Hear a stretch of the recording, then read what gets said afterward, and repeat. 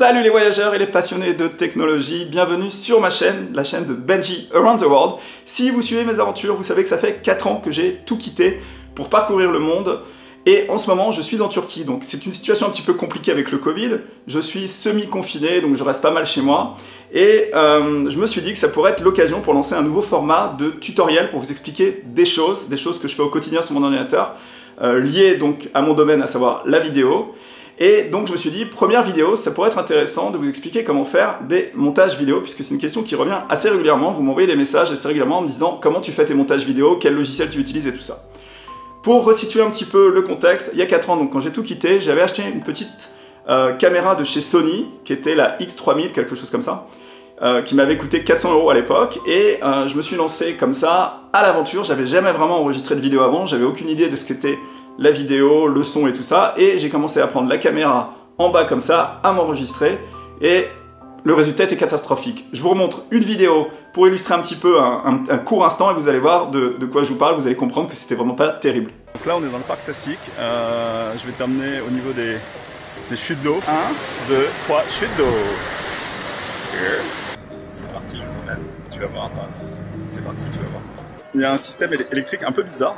Et une fois qu'on sera sur le village flottant, on va aller voir un thé. Voilà, vous voyez, je la positionnais au mauvais endroit, le son était pas terrible. Au fur et à mesure, j'ai changé les équipements. À plusieurs reprises, je vous ai fait des tests pour vous partager un petit peu le type d'équipement que j'utilisais. Et j'ai appris beaucoup de choses. Sur la partie captation, donc au niveau du son, vous avez remarqué que le son est meilleur maintenant qu'il l'était avant. Au niveau de l'image aussi, j'ai augmenté ma qualité en termes d'image. En ce moment, j'utilise le Sony ZV-1, qui est un tout petit appareil, qui a un son plutôt correct et qui a une image vraiment de qualité, avec surtout un truc hyper important pour les gens qui font des vidéos sur internet, les vlogueurs. L'autofocus est juste merveilleux. J'ai switché il n'y a pas très longtemps du Canon G7X Mark III au Sony ZV-1 et c'est vraiment un très bon appareil. Mais dans la vidéo du jour, ça va pas être l'objet de savoir quel est l'équipement que j'utilise et comment je l'utilise, ça va être comment faire du montage vidéo. Et j'ai décidé de vous partager la vidéo en 2 parties. Il va y avoir la partie numéro 1 qui va être dédiée donc au logiciel, au montage, dérochage, gestion un petit peu des images et de la colorimétrie, ajout des plans drone, pourquoi mettre des plans drone, et donc quelle est un petit peu l'idée de la timeline et de la création d'une vidéo. On va créer ensemble une vidéo et ça va vous permettre de voir comment je procède. Alors ça va être la partie numéro 1, ça va être aujourd'hui, et dans quelques jours je vais vous faire une partie numéro 2 dans laquelle on va parler du son. Le son, ça va être comment régler le son pour que le son soit audible. Et ça va être aussi la musique, quel type de musique, comment mettre la musique, comment faire les découpages pour que la vidéo soit plus sympa. Moi je pense que vraiment une grosse partie d'une vidéo, c'est le son et la musique, donc ça c'est important aussi. Donc 2 parties.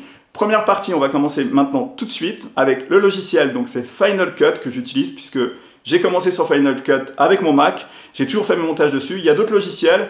Je vous conseille pas Final Cut, j'ai juste utilisé celui-là depuis le début. Donc, si vous voulez savoir comment je fais mes montages avec Final Cut, vous regardez la vidéo. Si vous voulez savoir comment faire des montages avec d'autres logiciels, vous irez voir chez un concurrent qui va peut-être vous expliquer comment faire des montages sur l'autre logiciel. Après, c'est toujours un peu la même idée, de la timeline, des effets, des découpages, et on essaie d'avoir quelque chose d'intéressant qui raconte une petite histoire. Donc, on est parti pour faire le montage vidéo. C'est l'objet de la vidéo du jour, montage vidéo, partie numéro 1, l'image et le dérochage. C'est parti!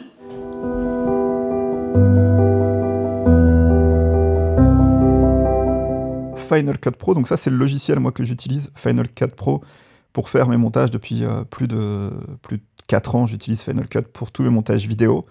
J'utilise la version 10.5.1, juste si toutefois vous faites de votre côté un montage et que vous suivez quelques-uns de mes conseils et que les menus ne sont pas exactement les mêmes, c'est peut-être parce que la version a évolué entre-temps. Donc, vous regardez sur la partie gauche, vous avez ici donc accès à 2 bibliothèques, qui est 1, ma bibliothèque Turquie 2020, et 2, ma bibliothèque Effets. Là, c'est la prévisualisation donc de ma vidéo. Sur la partie droite, vous avez accès aux options des éléments qu'on a. Donc si je clique ici sur Benji Around the World, vous avez accès aux informations du fichier quand il a été créé. Vous avez ici l'adaptation spatiale et vous avez ici les attributs avec les mots-clés, tout ça. En bas, vous avez ce qu'on appelle donc la timeline. C'est là où vous allez faire votre montage vidéo en ajoutant vos éléments.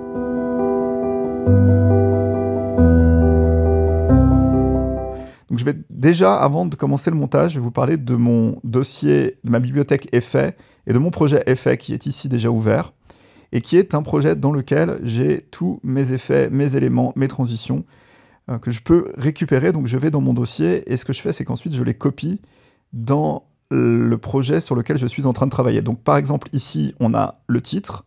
Donc j'ai juste à copier cette petite partie en violet ici pour le coller ensuite dans ma nouvelle vidéo. Vous allez voir comment ça fonctionne juste après. Donc là, j'ai par exemple mes sous-titres, mes titres. Ici, j'ai entre deux chapitres des effets qui sont déjà préparés. Un peu plus loin, on a, si toutefois je veux ajouter une info sur un texte pour préciser quelque chose, c'est cet effet-là. Voilà, donc il y en a plusieurs comme ça, que vous reconnaissez si vous suivez mes vidéos. Ça, c'est le titre qui arrive à la fin de la vidéo. Et là, on a des cartes que j'utilise pour vous montrer là où je vais, ce que je fais. Là, c'est si toutefois je veux rajouter une vidéo avec à l'intérieur de la vidéo, en dessous, une explication. Là, c'est pour les photos, vous voyez, avec le son. Et là, c'est les plus et les moins des tests de produits. Donc tout est prêt déjà ici. Cette bibliothèque avec ce projet évolue au fur et à mesure de mes montages vidéo. Et c'est vraiment pour moi un outil hyper important parce que c'est ce qui me permet de rajouter mes effets sur la vidéo que je suis en train de créer.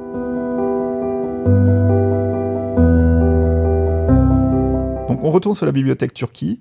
Ici, il y a plusieurs projets qui ont déjà été créés, sur lesquels j'ai travaillé, qui ont été publiés ou pas. Lunette a été publié, donc je vais vous l'ouvrir pour vous montrer à quoi ressemble un projet quand on a finalisé le projet. Donc vous voyez, ça c'est le titre que j'ai été récupéré, qui se trouve ici. Voilà, et puis on avance au fur et à mesure, donc on voit la vidéo. On voit que sur cette vidéo, j'ai pas rajouté beaucoup de titres finalement, j'ai rajouté des transitions. Et dans les titres que j'ai utilisés, on a la fin qui est quand la vidéo finit. Ça m'intéresse de savoir. Et puis moi, je vous dis à très vite pour de nouvelles aventures ici à Izmir, sur la chaîne de Benji. Ciao, ciao. Donc là, en vert, on a la musique et on a la fin de vidéo avec ce titre qui apparaît.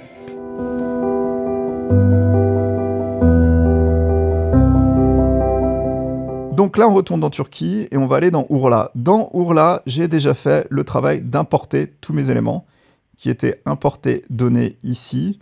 Et donc, j'ai été chercher sur ma carte mémoire de mon appareil photo mes éléments que j'ai copiés. Donc, les éléments, ils sont tous ici. Donc, le nom du fichier, donc ça a été filmé en 4K, vous le voyez. Et le nom du fichier apparaît ici, c'est DJI, donc ça a été enregistré avec le DJI Mini 2. Donc on a tous les éléments, et ce qu'on va faire, c'est qu'on va créer un nouveau projet qui va être donc en HD, puisque je publie toutes mes vidéos en HD. J'aurais pu le faire en 4K ici, mais je la fais en HD. Nombre d'images par seconde, c'est 29,97, et on fait OK. Voilà, donc là, ma timeline est complètement vierge, et on va ajouter les éléments au fur et à mesure.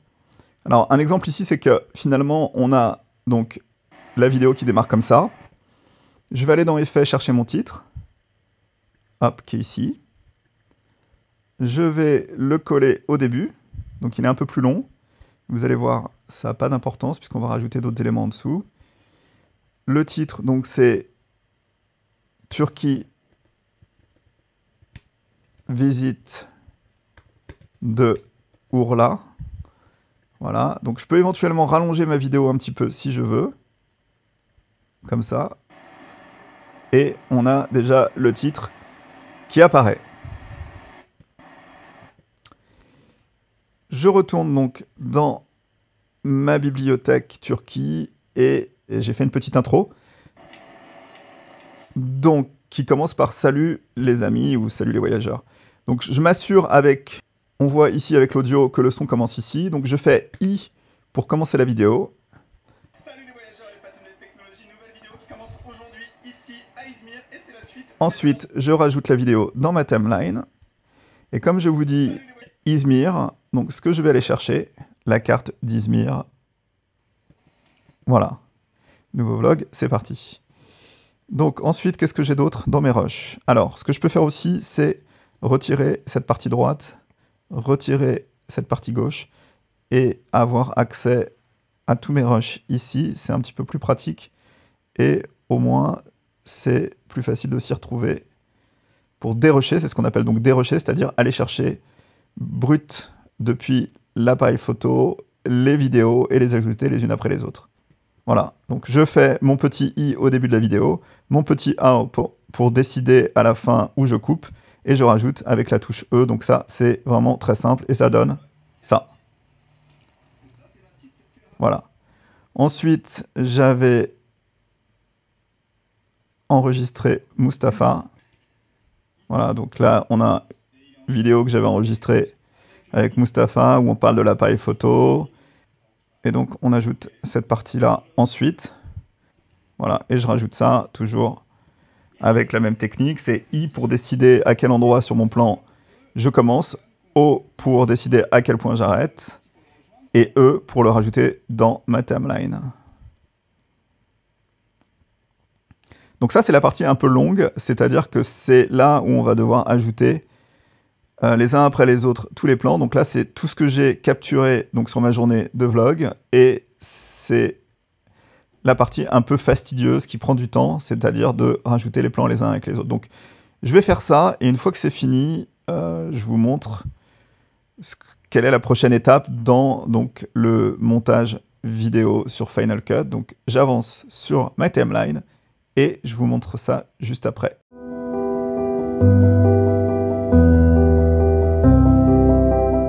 La vidéo est montée, ce qui me reste à ajouter, c'est les plans drone. Donc j'ai pas fait les plans drone parce qu'il n'y a pas de son dessus.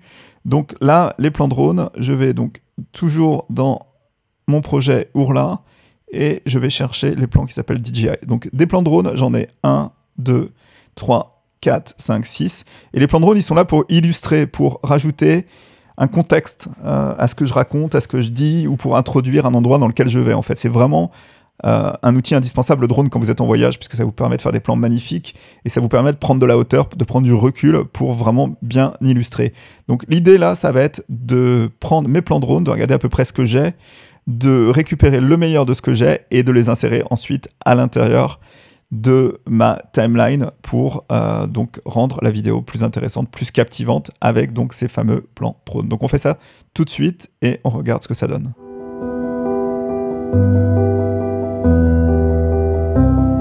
Ça, c'est à peu près ma timeline finale. J'ai rajouté mes plans drone qui vont apparaître à différents endroits. Donc ici, par exemple, quand on arrive à Ourla, j'ai rajouté des plans de survol de la ville d'Ourla. J'ai rajouté aussi des plans du port. J'ai aussi ajouté des plans drone au niveau des vignes, ici. Vous voyez, il n'y en a pas énormément en fait, genre, je rajoute pas énormément de plans drone en général, mais c'est juste pour illustrer comme je vous ai expliqué. Et à la fin, donc, le coucher de soleil, ça va être mon plan de sortie avant d'arriver donc à mon titre de fin de vidéo. Voilà, la vidéo totale dure à peu près 10 minutes, 11 minutes. Il y a encore des choses à faire en fait. Alors, dans les choses à faire manquantes, qui restent à faire et qui sont pas forcément celle que je préfère, c'est la colorimétrie. Si vous regardez, globalement, l'image est pas mal, les couleurs sont pas mal, c'est déjà réglé plus ou moins sur l'appareil photo, mais il y a quand même des modifications à faire, donc c'est ça qu'on va faire maintenant. Et la dernière partie, ça va être le son, rajouter la musique et mixer avec le son. Il y a 2-3 peut-être titres à rajouter, et encore que je pense que c'est pas forcément nécessaire sur cette vidéo. Dans l'ordre, en fait, de ce que j'ai fait, c'est 1, donc dérochage, 2, ajout des titres, 3, stabilisation, 4, ça a été le son, vérifier que le son est correct, 5, ajouter les plans drone, et 6, on est parti donc sur la colorimétrie. Alors, la colorimétrie, comment ça se passe? Je vais vous prendre une image exemple comme celle-là. Ouais. Celle-là, vous voyez que Mustapha est installé dans l'ombre, donc du coup, c'est assez sombre ici et beaucoup éclairé derrière. Donc moi, j'utilise par défaut dans mon Final Cut, dans mes préférences, j'utilise la roue de couleur. Donc je l'ai mis par défaut. Ça me permet d'avoir 4 roues, une ombre, haute lumière, intermédiaire et maître, master. Donc en gros, pour vous donner un ordre d'idée, si j'augmente ici, ça augmente la luminosité globale. Moi, ce que je veux, c'est augmenter les intermédiaires et peut-être un peu les ombres, même si c'est compliqué de récupérer, mais en gros, ça donne quelque chose comme ça. Au niveau des couleurs, en fait, j'ai rarement de modifications à faire, puisque finalement, les couleurs que j'ai directement depuis la caméra sont plutôt bonnes. Il y a une option de couleur automatique que je peux utiliser de temps en temps, qui peut être pratique. On va voir si ça donne ici. C'est balance des couleurs. Ça marche des fois, mais pas tout le temps. Donc ici, par exemple, ça marche pas très bien. Là, par exemple, typiquement, je vais rajouter sur les couleurs intermédiaires et peut-être haute lumière aussi ajoutée, même si c'était pas forcément nécessaire ici. Je vais essayer de vous trouver un exemple un peu plus concluant, mais finalement, la plupart des vidéos qui sortent du Sony sont plutôt correctes. Ici, je peux peut-être ajouter un peu sur les intermédiaires, vous voyez, pour donner un peu plus de peps à ma vidéo. Ici, sur la vidéo d'intro, si je vous montre donc l'exemple de la balance des couleurs automatique, on gagne pas grand-chose, c'est un peu moins rose, c'est un peu à votre appréciation personnelle. Dans certains cas, on peut essayer de récupérer un petit peu des ombres. Vous voyez, si au niveau des ombres, je réduis, ça peut être sympa. Les intermédiaires, je peux les augmenter légèrement. Mais vraiment, encore une fois, sur ce genre de vidéo, on est déjà très correct. Ici, sur l'exemple de, encore une fois, Mustapha, on va voir peut-être à augmenter les couleurs intermédiaires légèrement, mais c'est vraiment pas indispensable. Ce qui peut être plus intéressant par contre, c'est dans des vidéos comme celles qui sont faites à l'intérieur de la voiture. Ce qui se passe souvent, c'est que les verres sont teintés, donc la couleur est un peu faussée. Si je fais les couleurs automatiques, on récupère quelque chose de plus intéressant, je pense. Pareil pour ici, même si c'est un peu jaune. Donc de temps en temps, les couleurs automatiques, on peut les corriger et obtenir quelque chose. Voilà, ici par exemple, il a corrigé automatiquement et c'est plutôt bien. Ici, c'est pas mal aussi. Ici aussi. Voilà, donc en faisant les corrections automatiques, de temps en temps, on récupère des couleurs un peu plus logiques. Il fait le travail pour nous et ça peut être... Mais c'est un peu compliqué parce qu'ici, par exemple, c'est trop orange. Donc, quand on a commencé à faire les couleurs automatiques partout, finalement, après, est-ce qu'il vaut mieux pas laisser les couleurs d'origine? Elles sont pas forcément choquantes et travailler uniquement sur la lumière, les hautes lumières, les intermédiaires ou les ombres. Voilà, les plans drone... je trouve que les couleurs sortant directement de l'appareil sont bonnes, mais là, en couleur automatique, on obtient quelque chose d'un peu plus correct que ce qu'on avait. Pareil ici et pareil ici, vous voyez, les couleurs finalement sont bonnes. Un exemple plus intéressant, ça va être, par exemple, le coucher de soleil final. Si j'applique mes couleurs automatiques, on a là quelque chose, à mon avis, de beaucoup plus intéressant. Les couleurs sont meilleures. Ici, je les ai appliquées. Ça, c'était les couleurs d'origine. Et ça, c'est les couleurs automatiques que je récupère. Donc, on a envie quand même de garder le côté doré des couleurs. Mais j'avais pas envie que ça soit non plus trop orange. Et c'était un peu le problème. Encore une fois, non automatique, automatique. Je trouve là le résultat beaucoup plus intéressant. Je trouve que pour la vidéo finale, on a un meilleur rendu. Peut-être un peu plus de lumière, haute lumière. Voilà. J'aime bien finalement quand il y a des hautes lumières. Mais ça, c'est aussi finalement assez personnel. Ici, coucher de soleil en automatique. J'aime bien aussi finalement ces raccords avec ça. Le plan final, et on pourrait éventuellement augmenter légèrement les ombres, diminuer les ombres ici pour avoir quelque chose d'un peu plus intéressant. C'est vraiment à vous de voir ce que vous préférez de toutes les façons. Il n'y a pas de règles particulières, c'est une question de sensibilité. Voilà, donc là, le travail à faire, c'est, et sur tous les plans, en fait, de régler les couleurs à votre convenance. Donc on fait ça maintenant.